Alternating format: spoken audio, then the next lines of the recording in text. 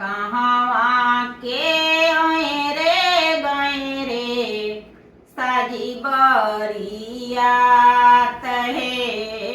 कहवा में जाके दुलरुआ मारे ले निशान है।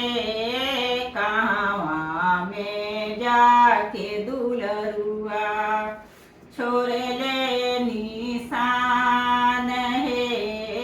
कहवा में जाके दुलरुआ छपरा के ओए रे गए रे साजी बरियात है।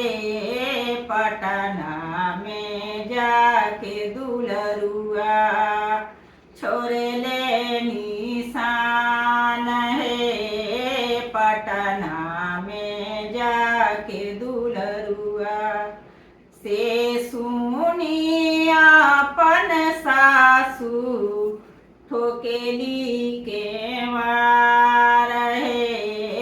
धिया बारी लरी कादा माधवा से आन है। धिया बारी लरी कादा माधवर से आन है। से सुनी अपन सरहद ठोकेली के वार है। ननद बारी लरी का नन दोसिया से आन है। ननद बारी लरी का से सुनी कावाना दुल्हा सूट दिहले खोल है। देखिल नाया होए सासू उमर हमार हो। निरख नाया होए सरहद उमर हमार हो। 12 बरिस के सासू हमारो उमरिया है। 16 बरिस के सासू धिया बारी तोहार है।